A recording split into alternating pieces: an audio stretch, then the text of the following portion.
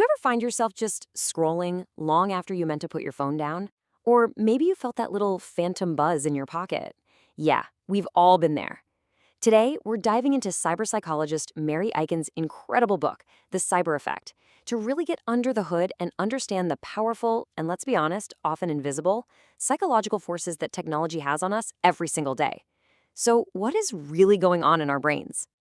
At the very heart of Eichen's work is this idea of a fundamental conflict. You can think of it as a massive collision between our ancient evolutionary programming, our deep-seated need for connection, for validation, for new things, and the incredibly powerful, perfectly engineered technology we carry around with us. And let me tell you, this is not a fair fight. Aiken paints this quiet, almost ordinary scene on a train. A mother is feeding her baby, which is one of the most fundamental acts of human connection there is.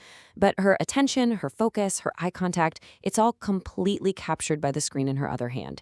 It's not some dramatic, flashy moment, but it's this perfect, tiny snapshot of the subtle disconnection that's happening millions of times a day all around us. And that one simple observation leads us straight to the central question of this entire explainer.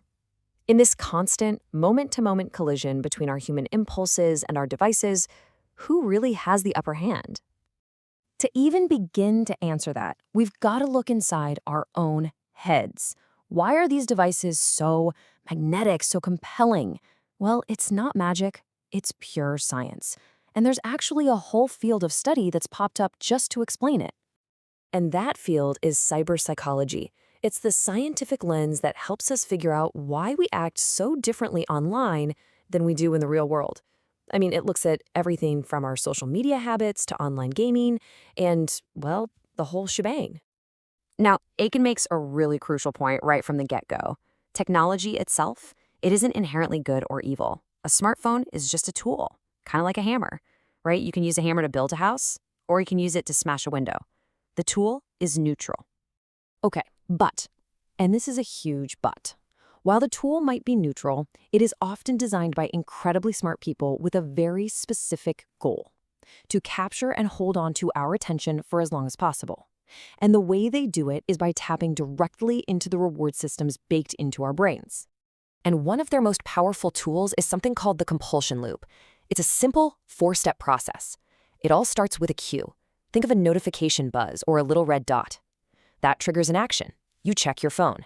Then you get a variable reward. Maybe it's a like, maybe it's a new email, maybe a funny video. It's a little hit of novelty. And that reward reinforces the entire loop, making you way more likely to respond to the next cue.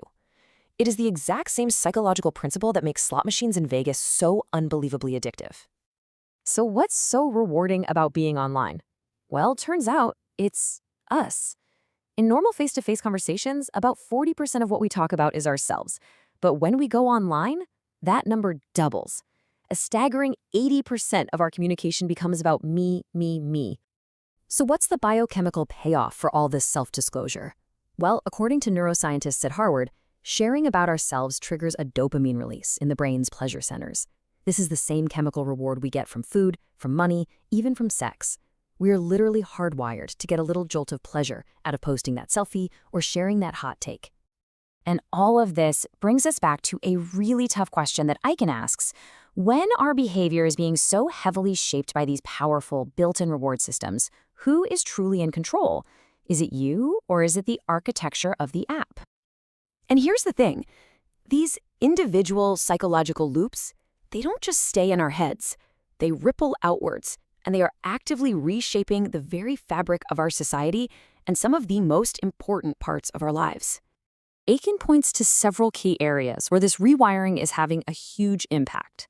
We're seeing massive changes in childhood development, in how teenagers figure out who they are, in the way we find love and build relationships, and even in our basic collective understanding of what privacy even means anymore.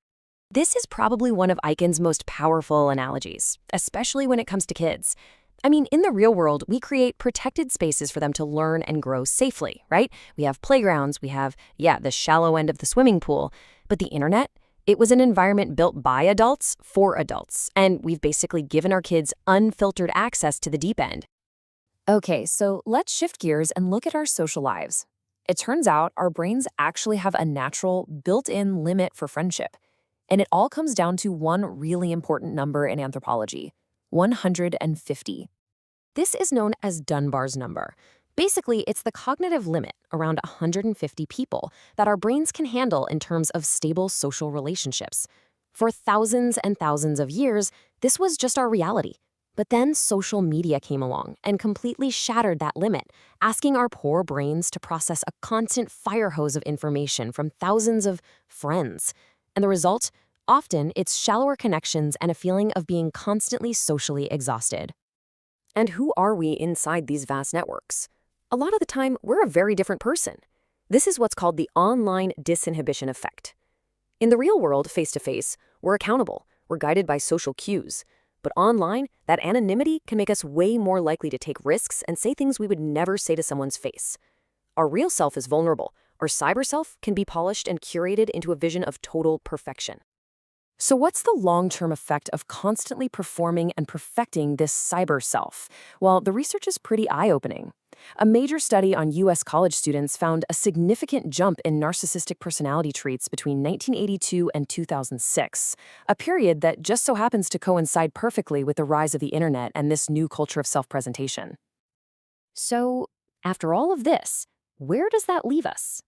Well, Eichen argues we're not just dealing with some new gadgets. We are standing at a fundamental turning point, a digital crossroads for our entire species. I mean, think about it. We are living in the very early days of the digital revolution. And just like the industrial revolutions that came before, this one is completely transforming our society, our work, and our very sense of who we are. We are the pioneers in this brand new territory. And right now, there are very few rules. It's kind of the Wild West. The concern about this is so great that even the guy who invented the World Wide Web, Tim Berners-Lee, is calling for a major change. He's actually proposed what he calls a Magna Carta for the web, essentially a bill of rights to protect users and make sure the internet serves humanity and not the other way around. Which brings us right back to where we started.